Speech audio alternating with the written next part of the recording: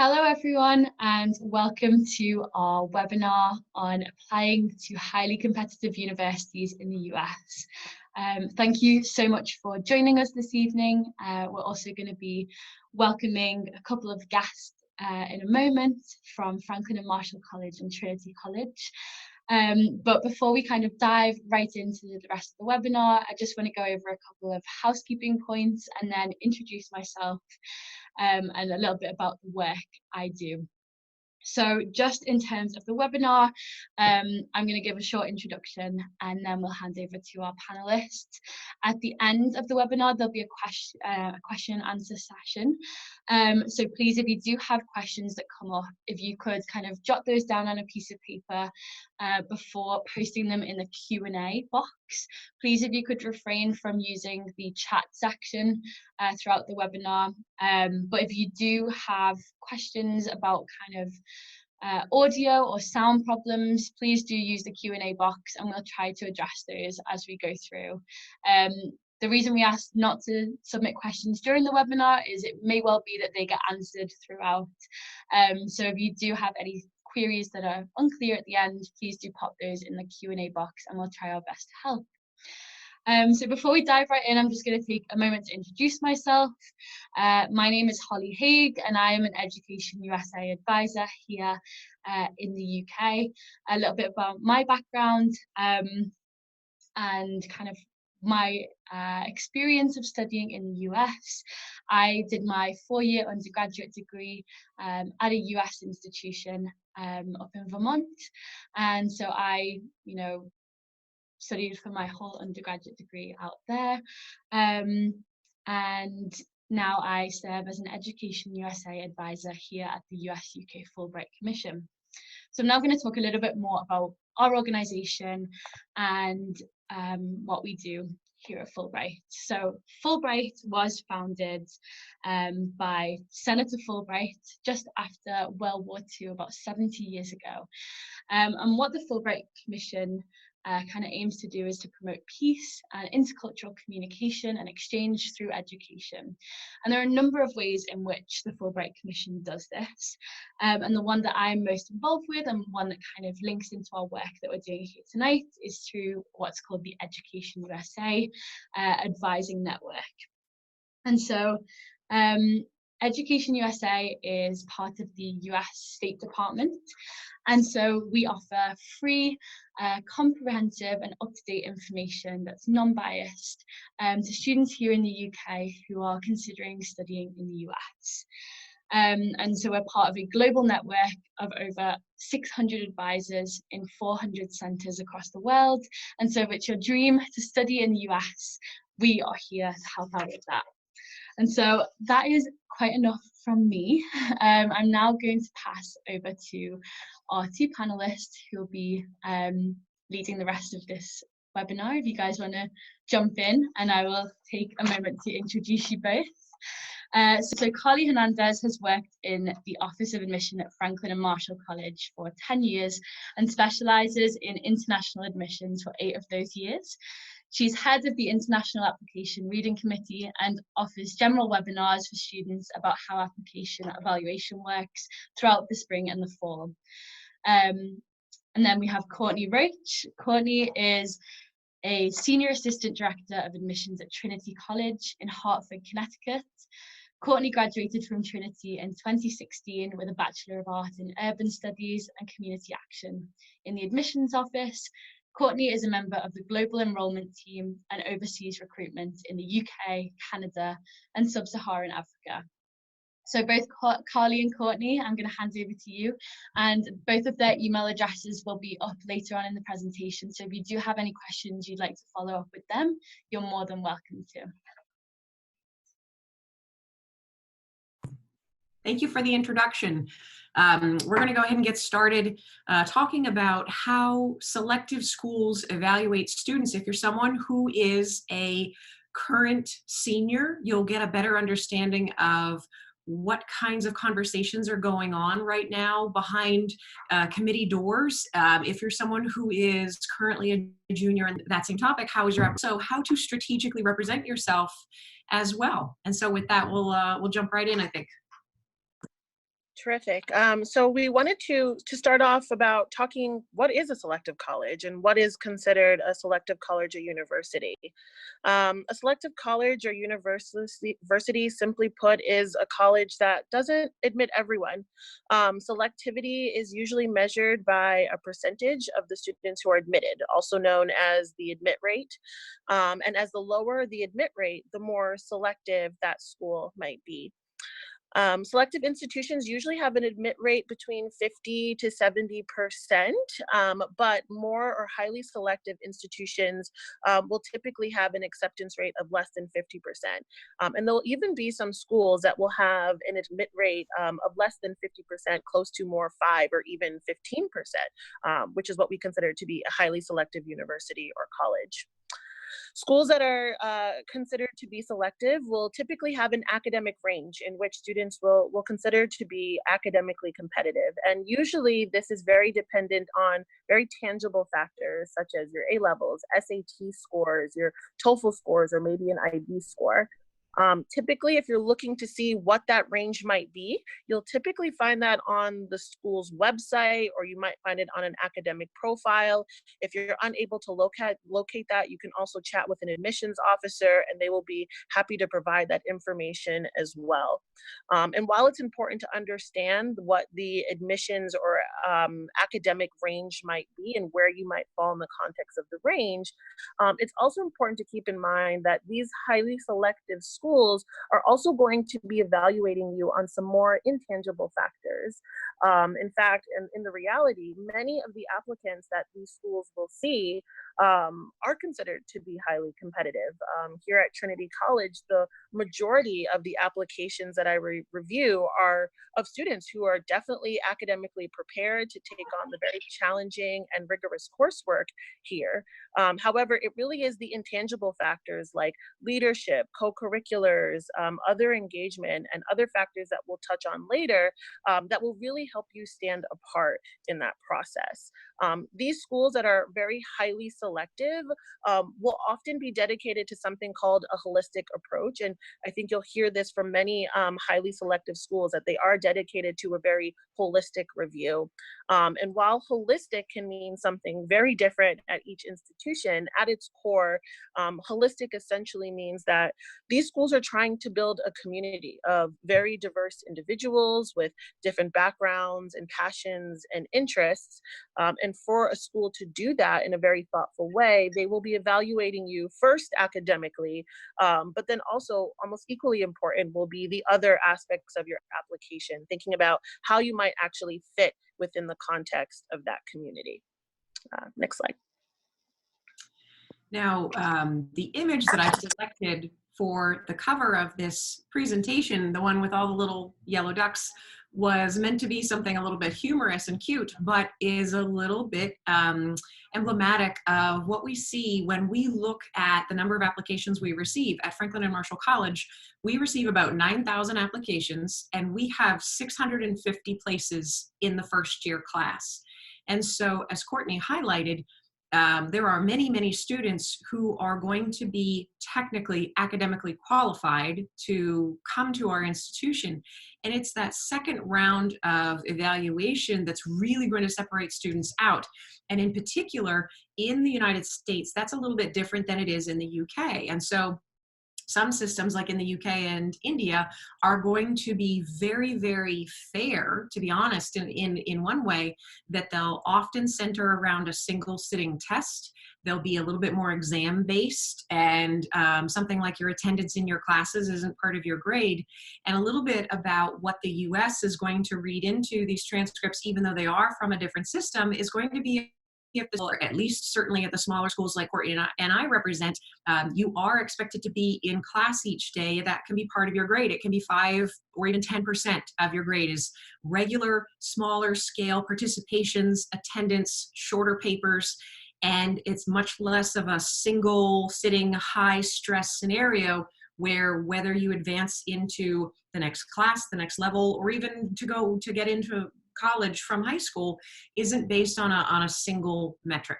And so for us to separate out students that have very similar metrics across the board coming from abroad does require us to look into things that I don't think that the UK values in the same way, like what your college essay says or what your activities sheet says, if you're already someone who has looked into what the Common App asks. And of course, if you're doing a college search in the US, you're probably already aware the Common App is accepted at about 500 different schools like ours, and is a way for us to gather similar information to compare students in the most fair way we can. Now, each of the schools you may have already researched is going to publish an admission rate. It could be 50%. If it's a less selective school, it'll be higher, maybe 75%. Bear in mind that when you're looking at that admit rate, it's not as simple as saying they admit 30%, that means my chances are approximately 3 in 10. Because what's not broken down there is whether someone has applied early decision, which can have a higher rate of admission. And it also doesn't necessarily reflect students who have applied for aid. And so some of the real facts of what we want to share with you include knowing that if you're someone who is even within that academic profile applying in regular decision to a selective school, and if you're asking for half or more of the college's tuition as a scholarship or as need-based aid, then even beyond just that basic qualification to do well in the classes, the schools naturally want to know we're investing in someone with a finite number of dollars that we have to offer as aid or as scholarships. And what does that person offer that very few other people on campus do if we're investing half of tuition every year for the next 4 years, or even full tuition every year for the next 4 years? And so the vast majority of the 4,300 colleges and universities in the United States are going to evaluate students having the basic idea of whether they are low need, they don't require much financial aid, or any at all, if they're mid-need and they need about half, or if they're very high need and they need a large scholarship or full financial aid package. And that also plays into some of those questions. So it's very difficult to look at something as simple as a scatter plot and see where your SAT score or your ACT score falls and predict if you're going to get into the college, especially with financial aid.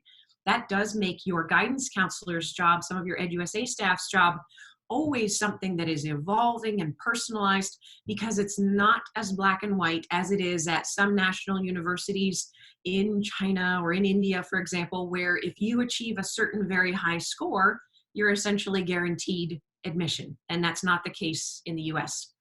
Another way that we're very different from some other nations is that we take into account demonstrated interest. And here you are applying from some thousands of miles away. So there are geographic and communication barriers to students who are wanting to show a selective school that they have done their research, that they're interested. They're not necessarily able to visit. The majority of our international students can't. And they may only be able to interview over Skype. And we'll talk about some of the ways that you can demonstrate interest from abroad, some of the ways that you can show a school that you have researched and done due diligence, learning about how you would fit in there. But those are some of the ways that it can be challenging, and you may need to do a little bit of legwork, some self-motivated work, in order to demonstrate to a school that you are very invested in attending their school next year. We can advance the slide. So the next step is really getting to understand the audience and understand what the process looks like once you submit your application. We have these two pictures here, and maybe Carly, you can jump in and share the story behind the first photo before I jump in. Sure. Inspired by trying to imagine what high school students think when they look at a college admission office, I perceive that they imagine behind those mahogany doors are going to be a dozen white men in their 40s or 50s with leather elbow patches, sitting in high-backed chairs, discussing the merits of your application with perhaps a corncob pipe in hand. And so I humorously added this picture of the American Dodge family who started the Dodge Car Corporation as just what I think students must picture sometimes when they imagine who's reading their application. Thank you. I think often the perception that I get, students think that we're a bunch of robots who sit in an office and are only looking again at the merits, the numbers of the application, when in reality, it's really not the case. Admissions offices are incredibly diverse, and they're made up of people just like you with feelings and thoughts and different opinions. And this misconception is really important because you have to realize that the more genuine you are, the more well received that will be by the admissions committee. While each admissions office might have a very unique or slightly unique process in how they review and process applications, the core is typically the same. There will be a territory manager that is assigned to a specific country or to a specific region that will do the initial review of your application. They will read the academic components. They will read things about your co-curriculars and your involvement and your essays. And it's really important that within that process that you're standing out to an individual. You're appealing to their interests as well. And so what's important to think about is that once we get past the territory manager, it is that territory managers to basically report back to a committee of individuals just like the territory manager, and they will present your file or your candidacy to the rest of the committee. And they will ultimately have some sort of discussion about your academic fit, but also what type of community member you might be, what type of roommate you might be, how you might engage in the classroom, or how you might engage in the local community. And so this process, it's important to remember that throughout it all, you should be incredibly genuine. You want to be unique, and you want to share about the things that you're passionate about, your talents, and the unique aspects about who you are that you will bring to the campus, and how you might improve that campus, or how your opinions or values might add to the campus community. Those are the things that are really going to help you stand out when community members are, again, thinking about fit, how you might fit in the context of the different aspects of that campus community. Carly, is there anything you'd want to add there? Just that I think that that's one of the most common pitfalls that students fall into, is that they imagine that they have to sound older than they are or always very serious, even if that's not their personality type. And the fact is that committees, staff of admission offices, it might surprise you that their average age is much closer to 30 than to 50, for example. And as Courtney said, we have a sense of humor. We understand like references that high school students get. And one of the reasons that we often work in this field is because we appreciate the energy, the creativity, the limitlessness that young people have. And so again, different from other nation systems, if you're someone who wants to express something like humor in your college essay or warmth in your emails because you are that kind of person, then you can certainly do that. You don't need to feel confined to formality, strictness, and sometimes those are the things that come off as very stilted and lack that genuineness that Courtney's describing as being so important to convey as being a good community member. The last thing I'll add is a common mistake or missed opportunity I often see is when students use language that doesn't sound like their own. That is usually very transparent to the committee when a student is kind of flipping through a thesaurus to find words that sound impressive, but don't sound like a 17 or 18-year-old who is applying to college. So just be mindful that throughout your application that your voice, your genuine voice comes through so that, again, we have a better sense of who you are and who you will be on our campus community. Next slide. Now, as we've outlined, of course, the academic preparation, first and foremost, is that initial topic that we're going to consider before we consider all of those other holistic factors. Are you going to be academically successful? Now, that is going to be based a great deal in the relative rigor of what you've done in your high school program. You are never going to be penalized because you weren't able to do something that wasn't available to you in your region. So I have students ask all the time, you know, my SAT scores, like I thought I did really well, but now I know like maybe they're not the strongest in your pool. The fact is that we're never comparing students head to head with another peer from halfway across the world. So I get that question all the time. If it was me and my application versus so-and-so with a 1460 on their SAT coming from this other country, that's never the case. We're going to look at students relative to their own school program, if it's going to be A levels, if it's going to be the IB, and we're going to look at them relative to what we refer to as like their geo market, which is typically going to be a country if it's a smaller size one, or an area of a country if it's a humongous country. We're going to say relatively to what was available to you, did you seek out rigor? So if the IB diploma was available, did you do the full diploma? Did you do theory of knowledge? Did you take at least 3 A levels? Were you someone that invested in getting the most out of your time and threw yourself into your work at your capacity to do so and still got fairly good grades? It is definitely not something that would bar you from admission if you're getting a mix of A's and B's. At most schools, they're going to want to see a mix of challenge and success. And so if taking on more challenge means that you get more B grades or second level grades, so be it. But that first initial academic set of credentials is going to be that first round of admission. Some students don't make it past that round, but because international programs like the A levels, like the IB are so challenging when students have done well, and they often have if they're applying to the US in the first place, we know that they are going to do well in college. In many cases, here at my institution, I see more students who are international as a ratio on Dean's List than domestic students, because they have been exposed to a harder level of work, higher expectations to get a grade that would be an A, more memorization, more long research paper writing. And so they do become very successful if they were successful in an international program first.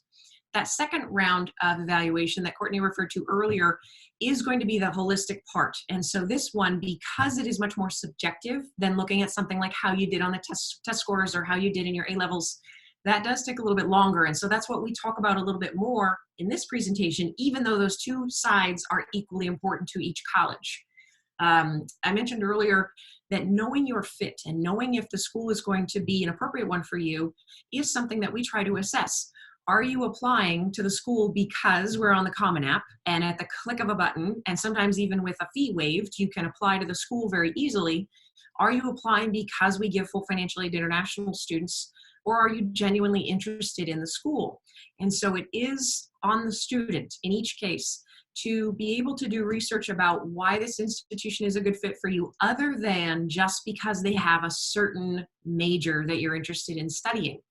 This doesn't mean that you have to be able to sing the alma mater song or recite dates about when we were founded or who our mascots are. It does mean that you need to know that the environment that we're in, that the size of the school, and that some of the driving characteristics of how we have built our community are a good fit for you. So for example, at F&M, we have a house system like Harry Potter. I know that's common in the UK, but it's not very common in the United States.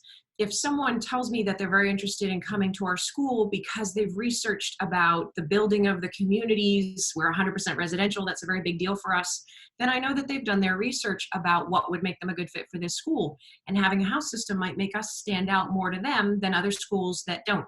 And so that's going to indicate that they've identified something that they love about the school.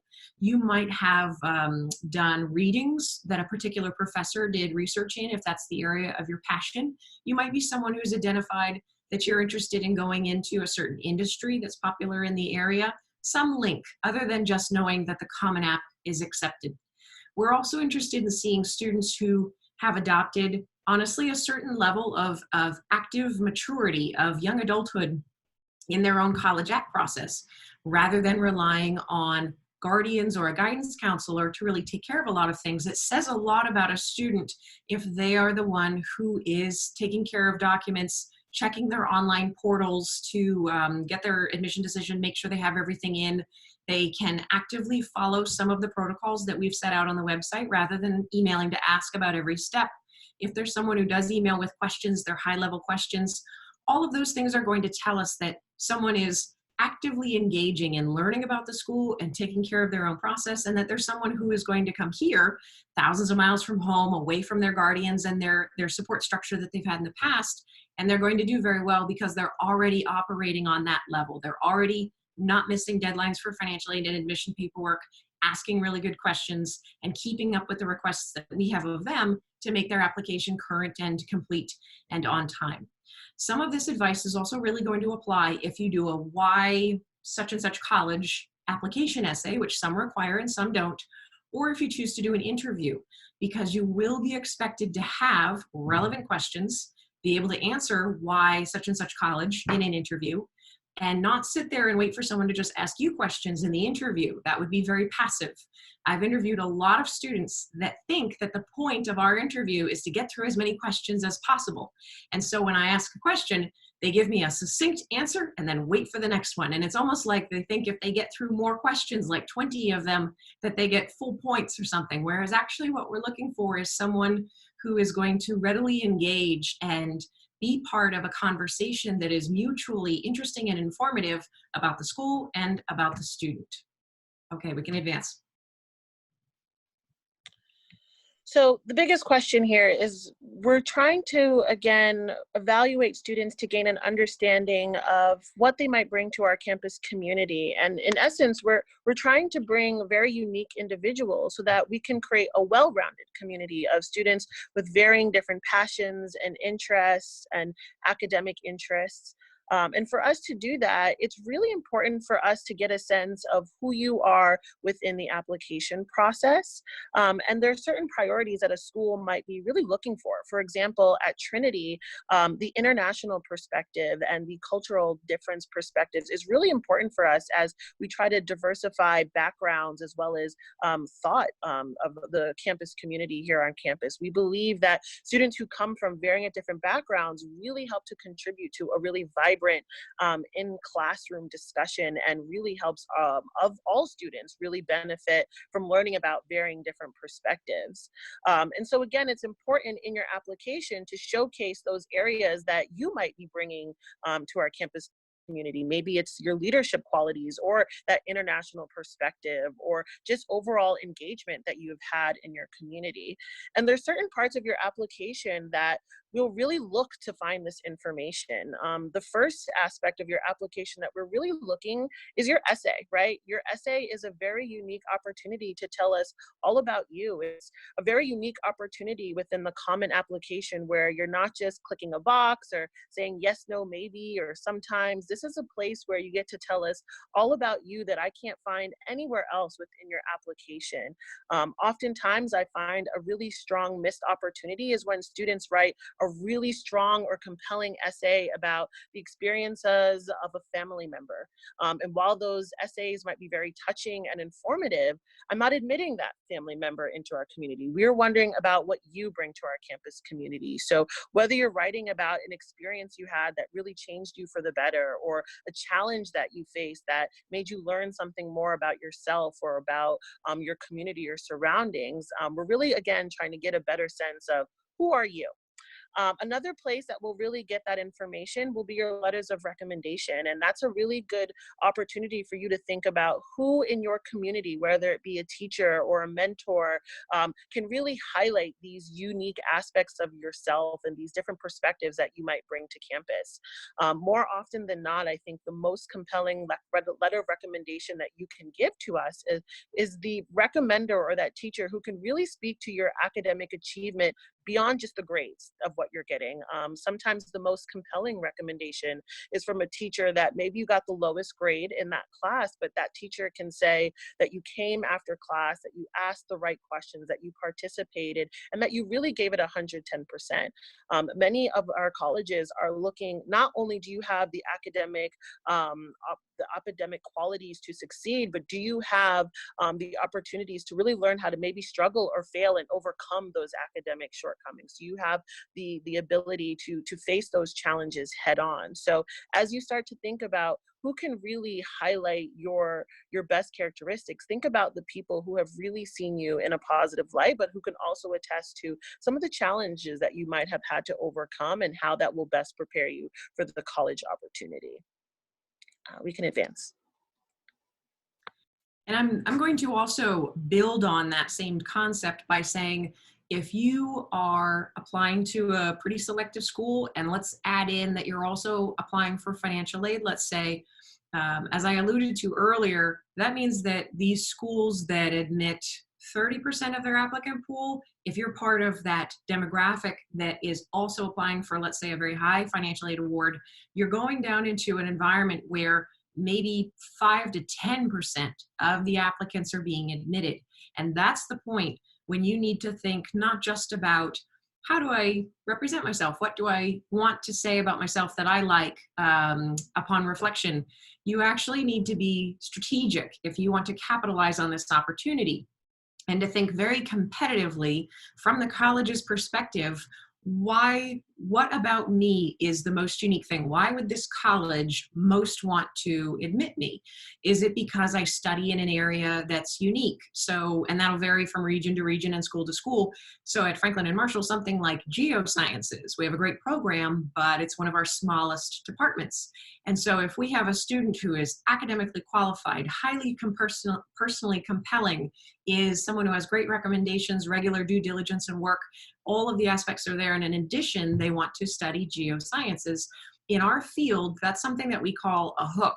And a student that has all of those strong backgrounds and also a bit of a hook into why the school would want them, that's something that they should certainly mention, capitalize on, strategize around. And so as Courtney referenced, some of those things that you have as cultural capital are going to be some of the most marketable things about you. If you are someone who has had global travel, if you have been what we call a third culture kid, if you've ever lived in different cultures than your own, if you have reflections about things that are bigger than just your environment, if you're someone who is more globally aware, those make you stand out. Even if you're not someone who is tremendously underrepresented ethnicity or something like that, you can still capitalize on the perspective that you have. And you'll have to reflect a little bit, because sometimes some of the most interesting things that a college would want to know about you, or a reason they'd want to have you on their campus, is something about yourself that you may take for granted. A background, a story, an experience, even just being, as I was saying before, very globally aware, is something that will already set you apart from the domestic students, because many of them living in a country the size of the United States with one currency, one language, and a lot of people who are not passport holders, capitalizing on that global experience is going to paint the very best portrait of you possible, because you're going to sound like someone who is interested in studying diverse things. Maybe you're cognizant of human rights or human politics. If you're cognizant of environmental issues around the whole world, that already is a bit different from some of the other students in the pool. It's important to be able to take the time to reflect on these things prior to doing an interview, prior to writing your essay, if you can.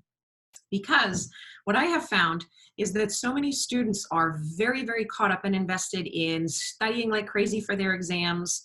They may have already a part-time job as a young person. They may have financial responsibilities. They may have athletic teams. Sometimes I'll ask a student a question in an interview that I feel is very, very important and reflective, like, what means the most to you about your life? 50 years from now, what will be the most important thing that you cultivated or achieved in your whole life that you may already be aware that you want right now? And sometimes students have to stop and think for about 6 minutes before they can answer that. And I know it's just something that in the busyness of their schedule as someone who is in their late teens, transitioning to college, at the peak difficulty of the studies that they've ever been in yet in their life, they haven't just stopped and stood in the shower and thought about that question during some quiet moment yet. And so if you're someone who is able to sort of ask those difficult reflective questions, what means the most to me about being a scholar? What means the most to me about coming to the United States? What of my own characteristics, what about my personality is the most important thing to me that I always have? And if you think about those things, those foundational levels of information, when you come into a personal interaction, like an interview, which is of course evaluative, or whether you are just meeting admission reps on their college campuses, when you're asked questions about yourself, you're going to be able to give true, thoughtful answers without having to think about it on the spot. And the more reflective that you've been in the early parts of this process, the better. That will also allow you, if you're a junior right now, to write an essay that may be a little bit more compelling and maybe a little bit more strategic. We see, Courtney and I, hundreds, if not 1,000 essays that are about things like a relative that deviate from even a young person, when the focus is all on you. If you're at the peak of something that you've been working a long time and training for physically, and it's taken a lot of effort and demands of you, of course that's very meaningful. But is it strategic? A few hundred other students are going to submit very similar coming of age experiences. And so thinking critically about whether you should write that essay, even if it's something that's very genuine and that you're passionate about, is the kind of thing you can do early on to steer yourself in the most competitive direction. Even if it's not the first essay topic that comes to your mind, you may be able to come around to something that is more strategic in order to be admitted to college. Cultivating relevant contacts is also important. If you are able to be in touch with a current student or the administrator like Courtney or I responsibly, that doesn't mean every other day, you can also represent yourself, particularly at smaller schools, as someone who has relevant questions, is very interested, and has that high level of thinking about what their next steps are going to be. But again, the purpose is defeated if you do those emails every single day or every other day. That'll be a bit much. So you have to approach with tact how you're going to convey that as you reach out to current students or employees of the school. We can advance. So continuing on thinking how to be competitive and how to stand out in the process, it's important to remember that you want to be innovative. Again, there are thousands of applications to some of these highly selective schools, and you want to give yourself a competitive edge by trying your best to stand out. And there's some do's and don'ts here. As Carly says, you don't want to necessarily stand out by being the student who emails, every single day about, hi, how are you? Here's a small update about some small thing that happened this year to me. You also don't want to come off as something that you're not. For example, I've seen many students who try to be funny in their essay and it just comes off as awkward or necessarily not genuine. So you do want to make sure that while you are being innovative, that you are still staying true to yourself in a very respectful manner. There are other ways for you to be innovative. For example, if you are a poet, some of the most creative essays that I've read are in the form of poetry. And again, that can flow really well if that's something that you're used to doing. I actually read an essay this year that was in the format of a recipe, as if their essay was part of a cookbook. And that was very true to that student's identity and definitely made sense in the context of their application. You're also welcome to share updates with your admissions officer that you've connected with, maybe before virtually, or maybe you've met them at some point during the college process. We welcome students to email us whether you have a question. It's important that before you ask a question that you go to the website first and see if that question is readily available to you and that answer is available online. But if you are looking to gain more perspective, so instead of saying, I would like to learn about your biology department, maybe you ask, could you connect me to a faculty member within the biology department who can tell me more about the research that seniors are conducting on campus, or about the different internship opportunities that might exist within that department. That really does show that, one, you're really taking the initiative to reach out and further your knowledge about that institution, but also that you've done your research first and you've done your part and you're coming to the table with new questions that will help further your understanding. We also welcome students to share updates with us, particularly if you've connected with someone in the Office of Admissions before, to say, hey, I won this really prestigious award, or I'm working on this really great paper that I think you would be interested in. Doesn't necessarily mean that we will read said paper, right? But it's important for us to know what you're up to and things that might actually contribute to our overall evaluation. If you're writing a paper about current events and you think that your perspective on those events would actually help add to the campus community, or would really be an important narrative to have in a classroom discussion, your admissions officers will welcome those updates. You can also be creative. If you're someone who maybe is into photography or has some type of online portfolio, many colleges will allow you to submit additional information in the form of an upload.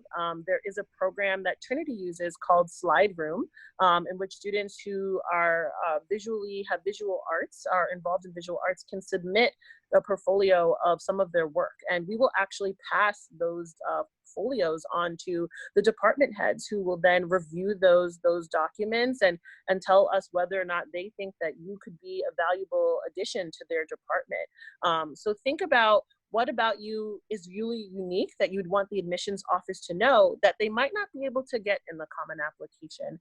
Sometimes the common application can feel very limited, right? It asks you for very specific things in very specific places, but that doesn't mean that the colleges that you're applying to don't want to know more. And so just think about those additional things that make you you or make you unique. That would be really a loss if the admissions office did not understand or know those things about you. I'll just add a specific, I always try to give specifics. I'm someone who's even more of a visual learner than an auditory learner, but just on this page, because telling someone to be innovative as we're doing to stand out, that's a lot easier said than done. But just a couple examples, and maybe Courtney will want to add one or two as well. And already did highlight some particular essays. Sending in a number of the certificates and documenting every small thing. While we do accept additional materials, it is helpful to see something. American schools would love to know what you're doing in photography, art portfolios, even if that's not the direction that your academics are going to go in. I did just have someone send in enough individual certificates involving karate and stuff like that to take 67 pages. Their application was 67 pages long. Oh boy. Normally it's about 12 to 20. And they went all the way back to 8th grade. And so that was someone who stood out because, I mean, I did admire that they had hung on to all these pieces of paper for the last 4, 5, 6 years in many cases. But that was an example of something that was a little bit overkill. So students can choose to do something that represents themselves well, but they should always keep this overarching view of, is this going to be something that adds value? Is it going to add paper, or is it going to add value? Something that more and more students have been doing, I've just seen in the last few years, is of course an optional, voluntary 1 to 2 minute short video. I'm seeing these mostly from places where either the access to internet, the access to a laptop or camera other than like an iPhone is limited, or also where some students feel that they're more of an introvert, they're a little bit more of a quiet person, and they don't necessarily know that they're going to be best represented by doing an interview. So an option that they can consider is to, alone or with the help of a friend, take that short video introducing something like, I've had a tour of a school in Nepal. I've seen a student walking around introducing a project that they were doing, an environmental studies research project, even around their house and some of their hobbies, handicrafts, things like that. And it immediately painted a much more vivid, friendly, lifelike picture of this person and what they're interested in substitution for doing a formal interview, whether that was a communication barrier with the bandwidth of the internet where they were, like the student in Nepal, or if it's just something that they feel comfortable with because they can arrange a short video, watch it, happy with it, happy with the final product, send it off, and that's within their comfort zone. And I thought that that was really innovative of students who were facing limitations or strong preferences about the video versus the interview, and chose to do something really creative that brought their application to life. And so those were really neat ideas. More and more students are doing those. We're going to start encouraging them at F&M. All right, anything else you wanted to add, Courtney? No, I think that was terrific. Thank you. All right, okay, on to our next slide. These are some of the questions that I recommend students ask themselves. And again, I know that this takes quiet minutes of reflection, and you don't always have a ton of time in your senior year of high school, especially, or even your junior year, to sit and have these reflections. But it's just something to consider for your college applications and, as I mentioned, your interviews. We would love to see students, I'll go straight to the third bullet point here because we've talked about the two a little bit. If you are someone who has intellectual diversity in your background, that's one of the things that a lot of American colleges will really look for that is understated in other cultures. I think elsewhere around the world that I've traveled on behalf of the college, the idea of specialization and certification is heavily promoted. And I would say that that only is true in the US if you're going into a very particular program, especially like in engineering. maybe they'll be very, very precise about, if you're doing the IB, take these particular HLs or these particular A-levels. Many, many other schools, and especially those like Trinity and I, are going to look for students that are genuinely well-rounded. And so it's actually better in many cases if all of your coursework and your hobbies and your interests aren't piled into the same sort of bucket, even among your interests. So for example, I had an applicant who was very interested in playing golf, and all of his extracurriculars on his activity sheet were golf, or fundraisers playing golf, or teaching golf to youngsters. And then his essay was all about a really particular challenging golf competition. And this was someone who had gone the path of emphasizing golf is life, ball is life, and really came off as one-dimensional at a school where, just in our case, we're not Division I. I really want everybody, even on the golf team, to also be part of the economics club or the anime club or the rugby team or anything they want. And it was a missed opportunity to show that depth and breadth and those different personalities, because this individual did come from a culture where your opinion is seen as less if you aren't a dedicated expert to just one thing. And so that's very, very different in the States. In terms of academic choices and coursework, some programs are very particular about that, but in general, selective schools are still going to want to see people who, even if they're a neuroscience major, are still interested possibly in playing in the orchestra or joining the tennis team. And so those are things we really value. I mentioned earlier, to be someone who is cognizant earlier in life rather than later of what goes on around the world. I meet dozens, if not hundreds of students at a time that are getting their global news from something like Facebook or WeChat. And so it's really compelling to meet a young person who, especially maybe in the area that they're interested in, is someone who's already developing a bigger awareness of what goes on in the world and what some of the injustices are and what some of the problems are that they would address. Even if it's just part of their own community, knowing what you would change if you had the power to do so is another one of my interview questions. I've asked students, if I gave you $10,000 US and 100 volunteers, what would you change in your hometown? And some students are able to answer something right off the bat. And that speaks to the depth of the commitment they have to their community and to service. If they're doing community service, maybe it's not just something that they feel is expected or that their school requires. Maybe they actually really feel very passionate about that. If a student has to really think and answer that question over the course of 10 minutes, then maybe they're not someone who has thought of the bigger picture outside of their high school life. Having a question for anyone is also a really good skill to have. I wish I had when I was 17. To be able to ask a question about someone else's interests, studies, education, anything that's relevant when you meet a current student on tour. If you're asking someone questions about their studies, you will have an easier course through life from the point of college admission all the way through your job search and your career movements. If you're actively listening and actively thinking, you'll often be able to come up with a question, and you'll never have a pause in your interview or a lapse of conversation. And some make an impression and gain the next 4 years, potentially. Okay, that's all on those for now. Can advance to the next slide. So to kind of sum up all the things that Carly and I have been talking about today, this evaluative process, it takes some time.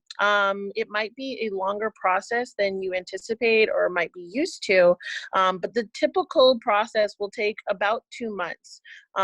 As thinking again, committees and admissions officers will be looking at your academic achievements. They'll be looking at your writing. They'll be looking about how interest are you really in that institution, and some of the questions that they might be thinking about are listed here, particularly what will you bring to the campus community and how can you actively engage in that campus community. So during this evaluation process, it's good to continue to anticipate these questions that the committee might be asking so that you can try to, at the best of your ability, answer some of these questions within the context of your application. If you feel like, for example, maybe you've missed some things, like maybe you haven't had the chance after you submit your application by the January 15th deadline to actually tell an admissions officer how interested you are in that university or that college, that might be the opportunity while you're waiting to get your decision to reach out and maybe request an interview, or maybe request a time to connect with an alumni, or to reach out to the admissions officer officer to share why you're interested in that institution and why you might be a good fit. Evaluating, because something that very critical to your overvaluation. Recently, I had a student who reached out to me maybe about 2 or 3 weeks before we were due to release final decisions, and prior to that, I wasn't sure whether or not this student was really interested in our university. She hadn't requested an interview. She hadn't sent me an email. She hadn't engaged with our office in any direct way. But then she sent me this beautifully written note outlining the different aspects that she really admired or found interesting about the Trinity community. She shared that she had also connected with a professor on her own, and they had talked about different aspects of the human rights department and also her ability to double major. She talked about the community in which which Trinity is in, the Hartford community, and how she hopes to get involved in different clubs or initiatives in the Hartford community. And that email actually changed the course of her decision. Prior to that, I didn't know whether or not or how she would fit into our community. And she was able to articulate very clearly just how she hopes to contribute to the Trinity community. And that was very pivotal for our admissions making decision. So again, it will take time and it will be quite a long process. And sometimes there is a lot of anxiety that you have to hit submit on the common application on January 1st to January 15th and wait quite a long time to hear your decision. But rest assured that we're not just sitting on our thumbs. We are currently and constantly evaluating students and reevaluating students and thinking about all of these questions that we listed today. We can do the next slide. All right, this is our last slide, and I'll be very brief, but it is a really important point to discuss, and that is that if you are applying to selective schools, then it is highly probable to end up on at least one or more wait lists. I would say it's going to happen to just about everybody, even 99%. The important thing is if you get a waitlist decision, not to panic or react right away. Speaking personally, the number of emails that I get overnight, because of course they're international, between the day we release our waitlist and the following afternoon is the highest email volume I get of any day in the year, in any year of my career. It'll be hundreds. And each one of those emails is a student that clicked open their decision on our portal and instantly started composing an email. And if I could advise you in that scenario, know that there are a few hundred students on the wait list at most any institution, and you shouldn't react instantly or beat yourself up. It's really important to know that if a college has decided that you're not necessarily one of the most competitive students for fit or academics or both, and they won't specify, then that's not a personal reflection on you or your value. It has a lot to do with what the individual institution is looking for, particularly where aid is involved, because it's so finite. You might be very deserving of admission to any school that you choose, but of course, each institution is going to have certain goals for the size of the class, the admission rate that year. We need perhaps someone who plays the trombone and soccer and is interested in geoscience and Russian studies and et cetera, et cetera. There's always going to be institutional goals that you are not necessarily aware of that mean certain hooks, as I referred to them earlier, are going to really stand out. And so it's not going to be something like you weren't competitive enough or you're not smart enough. It never is. It's going to be something like the institutional goals meant these set of selected students were highly, highly competitive, particularly where aid is involved. And if you are on a wait list, it is because you are someone who was a viable candidate for admission. And if you choose to stay on that wait list, you may still hear about a space that is opened up in the class. Sometimes those do go as late as June. And so it's up to you then to decide, in the same detailed way that you did your college search, you're going to keep track of where do I still have an option, where did I get admitted, what was the financial aid there, and where am I on the wait list. And the same way you hopefully do your communication tracking and you keep in touch with schools at the beginning of the process, if you're going to be on a wait list and you want to stay there and not just take a choice that's already available to you, you have to be equally diligent at the end of the process to follow through with keeping track of deadlines, notification, and enrollments for the schools that are still your options. And that can be a little bit more juggling. So even though it's at the very end of the process, it's still going to require attention to detail. You can create a plan of action if there is a school that you have your heart set on going to over your current options and you're on the wait list.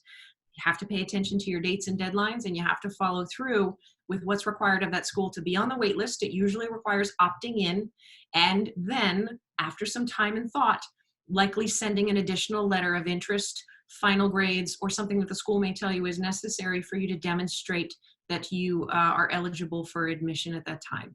If you've gotten into one of the schools that you're very happy going to, you don't have to mess with the wait lists, but you should anticipate being offered at least a few. If you're applying to more than 8 or 10 schools and you're applying to those that largely are going to admit only about 30% of the class, just expect that and know that it's never personal.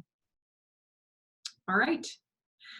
Our information is available on the screen, and I just want to say thank you guys for joining us and listening to us for about the last hour. Yeah, thank you both so much. I think there's been some really insightful information that's really going to help students here in the UK as they kind of assess and go through the process of applying to highly selective universities like the ones at which you're both at the moment. So with that in mind, I'd now like to open the floor to any questions that any attendees might have.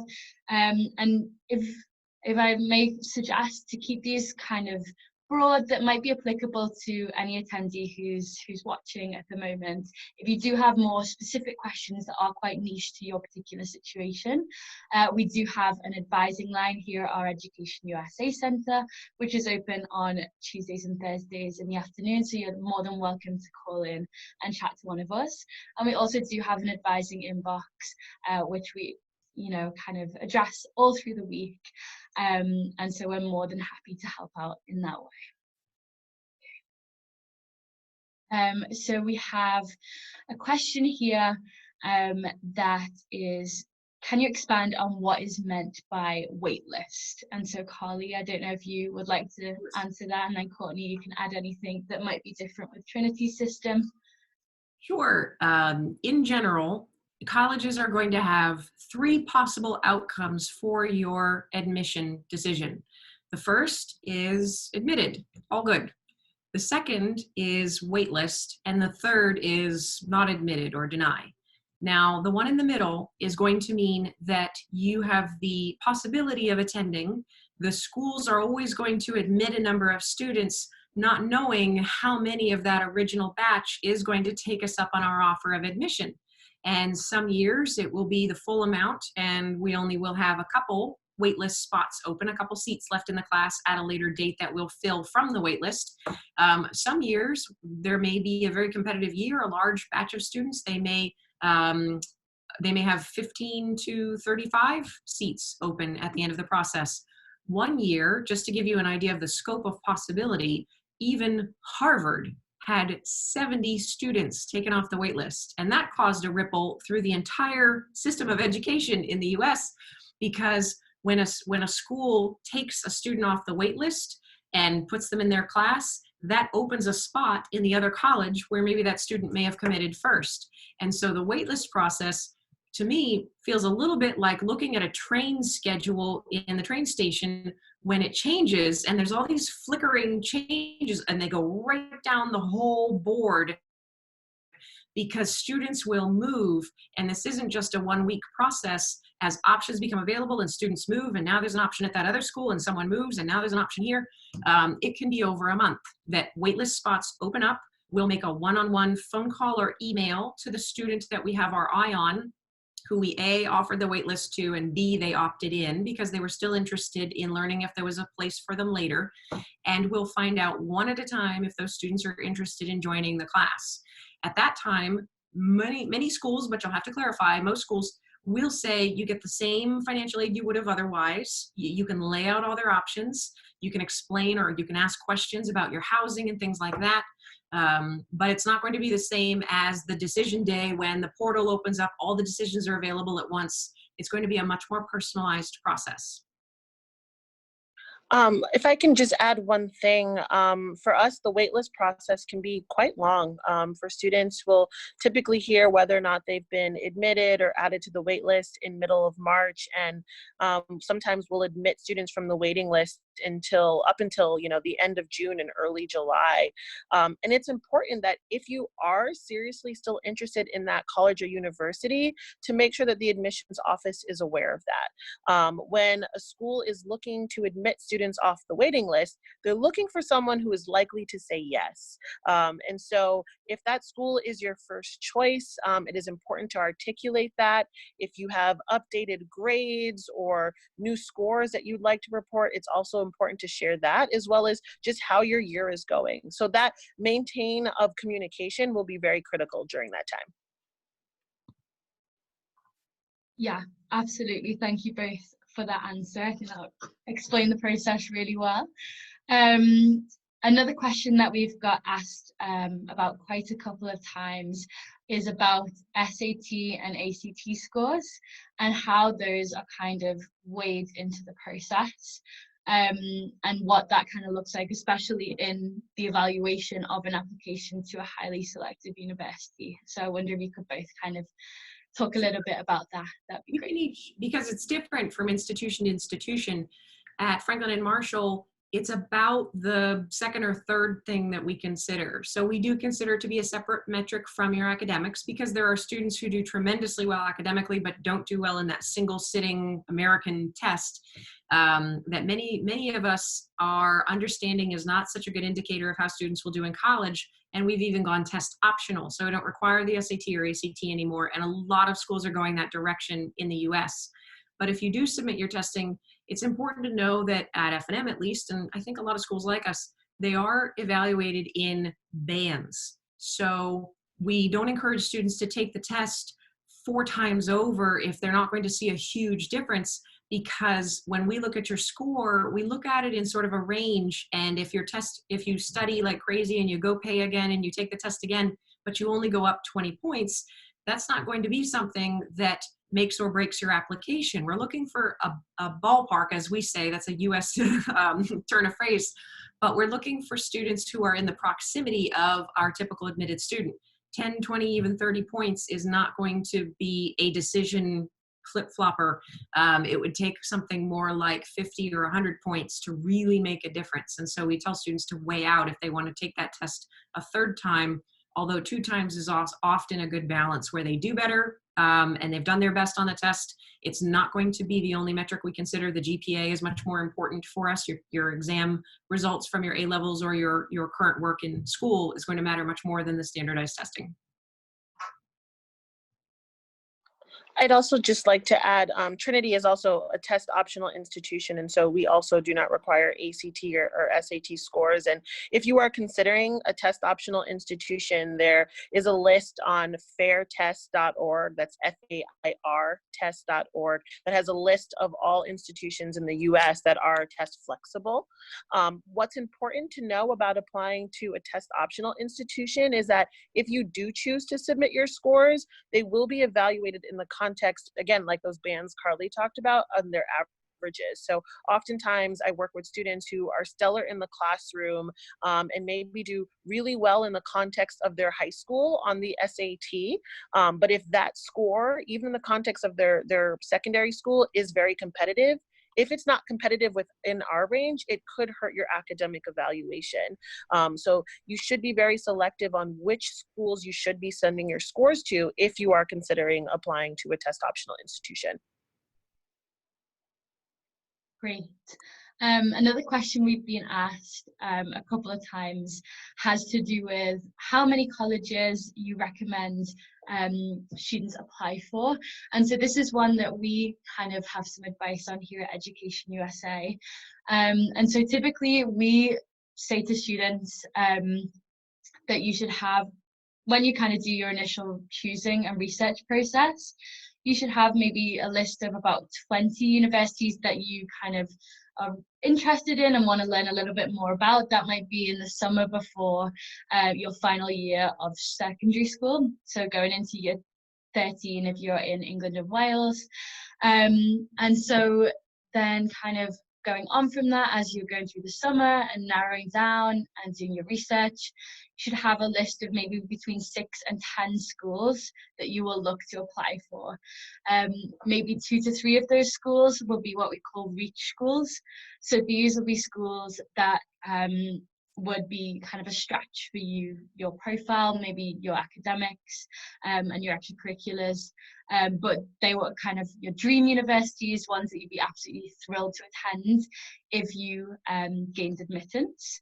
And note that schools like, you know, your Harvards, Yales, MITs are a reach school for absolutely everyone. And then you're going to want to have kind of 3 to 4 match schools. So these are where your profiles kind of on par with the average admitted students. And again, things like SAT ranges on the university website, reaching out to your you know, admissions counselor, that kind of thing might give you a better sense of what that looks like and how you stack up to the average admitted student.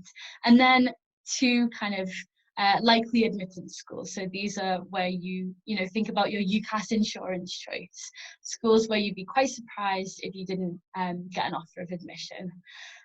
So that is kind of how we tend to talk about that. I don't know if you guys had anything else to add. Yeah, I would add just one thing. One common mistake I see many students will do is they'll add schools to their list that they don't actually like. And I would actually advocate that every single school on your list should be a school that, if admitted, you are excited to go to that institution. And of course, there will be different levels of degree, like you'll still have your first choice school. But as Carly mentioned earlier, applying to highly selective colleges, there will be many schools that you might be waitlisted to or you might not get into. And so if you are going to that 3rd or 4th school that you're accepted to, you should still be equally excited about the programs that they offer or feel like you can definitely fit well within the community. I would agree with what Courtney said, and also with the number of schools to consider. I think I've advised anywhere between 8 and 12 for students who are, especially those who are applying for those competitive financial aid packages. And I agree that each one should be one that you're excited about, or one that you chose with great conscientiousness as being a good fit for you for various reasons. If we've learned anything about seeing the success stories of students that have come from all different directions through our campus, it's that students are who they are. They have that root of character in them, and anywhere they land, they're going to be tremendous. And sometimes it's not just the individual school at all. And that's of course what they think it is. It's going to be that this person is just so ready to germinate academically, socially, personally, influentially, that when they find the environment that offers them the opportunities to do so, they're going to be impactful anywhere in any school. And so it's just about finding the environment that has the opportunities, not necessarily a particular brand name. Great. I think we just have time for one more question. And one that's been asked in the Q&A box is to do with financial aid. And so do you guys have any tips or kind of what makes a student, especially coming from an international background, stand out, you know, when spots for financial aid are limited? Do you have any advice on what will really make someone stand out in that pool? I can go first. For me, in my experience, the students who really stand out are the students who've put in the effort to really engage with our office. Carly mentioned a term, demonstrated interest, earlier today, and that plays a really important role for us and on our campus community. So demonstrated interest does not mean that you have to fly thousands of miles to come and visit our campus. That is, of course, not feasible for every single student. It is not necessarily the expectation, but it is the expectation that you will reach out to your regional counselor. At Trinity, for example, we will offer virtual opportunities to connect with your territory manager, your counselor, or just to have an interview with a member of our staff or an alumni volunteer. And so should you seriously be interested in the institution if an opportunity like that presents itself? If you are, again, seriously considering that institution, we are expecting students to take advantage of those opportunities, because when it comes down to the financial aid and the certain number of slots, the students that I feel like I can advocate the best for are the students that I've had some sort of interaction with, because I know a little bit more, or that I've had more of a personal experience with them. I would agree. And we were also, throughout our talk, we were trying to be cognizant of the fact that financial aid is pivotal, because as I said, just about every school is going to be reading, generally aware of whether you're someone who requires a lot of resources, a little, or none. And so we would look for someone who's going to be impactful. Community impactful is one of the terms that we use. And of course, we only can easily see or imagine that for our community if we see that a student has done something with the resources that they have available to them already in their school or community.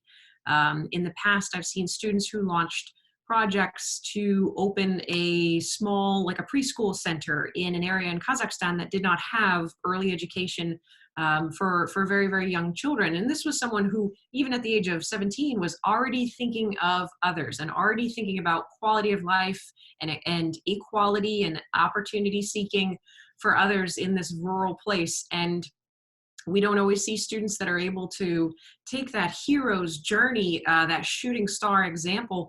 However, finding students that always find a way to be driven, be self-motivated, someone who, even if they were stuck inside for 3 months, would say, I'm going to read every book that ever won the Pulitzer Prize in biography.